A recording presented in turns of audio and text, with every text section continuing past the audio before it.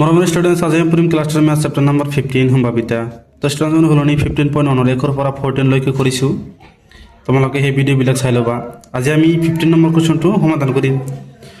ৰহিতনৰ 5টা card 10 number Ghulam ৰাণী ৰজা আৰু টেক্কা এই 5টা কাৰ্ড কিছত আছে? ৰহিতনত আছে। তলমুৱা কৰি ভালদৰে মিহলোৱা হ'ল। কাৰ্ডবিলাক কি তলমুৱা কৰি মিহলোৱাইছে। এটা কাৰ্ড যাদৃচ্ছিকভাৱে টনা হ'ল। 1 নম্বৰত কি কৈছে চাবা, কাৰ্ডটো ৰাণী হোৱাৰ সম্ভাৱিতা কি।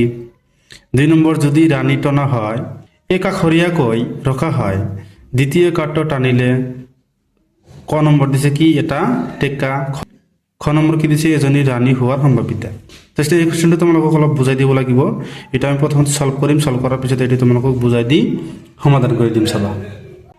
তো ষ্টুডেণ্ট ৰহিতনত 5টা কাৰ্ড দি আছে। কাৰ্ডবোৰ হ'ল কি 10 গোলাম ৰাণী ৰজা আৰু টেক্কা দি আছে 5টা কাৰ্ড। এটা কি দি আছে? ৰহিতনত দি আছে। তো ষ্টুডেণ্ট 1 নম্বৰ কি উলিয়াব কৈছে, কাৰ্ডটো ৰাণী হোৱাৰ সম্ভাৱিতা। তো ষ্টুডেণ্ট ইয়াত ৰাণী কিমান আছে? এটা আছে। আৰু মুঠ কাৰ্ড কিমান দি আছে? 5টা দি আছে।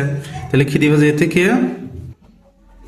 তো ষ্টুডেণ্ট লিখি দিবা যে থেকে মুঠ কাৰ্ড কিমান আছে? 5টা। আৰু ৰাণী কিমান আছে?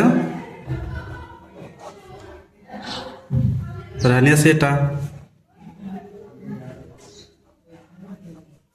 তেনেহলে কাৰ্ডটো ৰাণী হোৱাৰ সম্ভাৱিতা কিমান হ'ব? লিখি দিবা যে থেকে পি অফ, লিখি দিবা যে থেকে পি অফ ৰাণী হোৱাৰ সম্ভাৱিতা ইজ ইকুৱেল টু কিমান আছে? মুঠ কাৰ্ড কিমান দি আছে? আমাক 5টা দি আছে।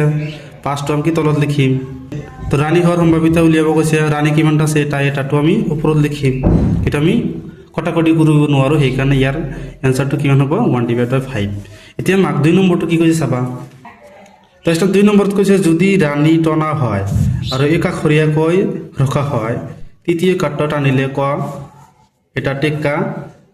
খ কি কৈছে? এজনী ৰাণী হোৱাৰ সম্ভাৱিতা। তাৰপিছত চাবা ইয়াত 5টা কাৰ্ড দিয়া আছে।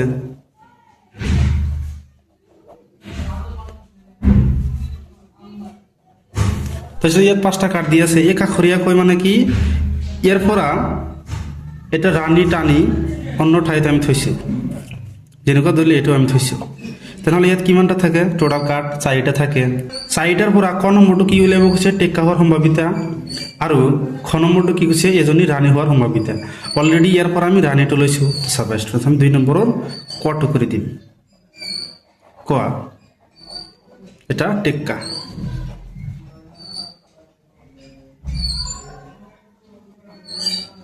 টেক্কা ইয়াত কিমানটা আছে? এটাই দিয়ে আছে আমাক। টেক্কা আমাক কিমান দিছে? এটা। তাহলে লিখি দিব যে থেকে পি অফ এটা টেক্কার সম্ভাৱিতা।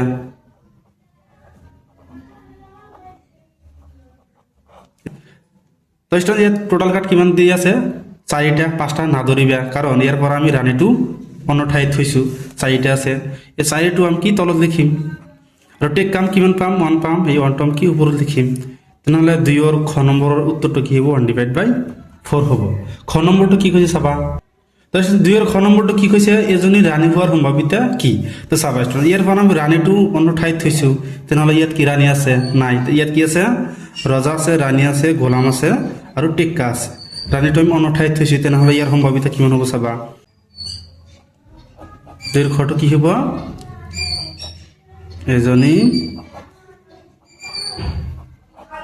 ৰাণী হোৱাৰ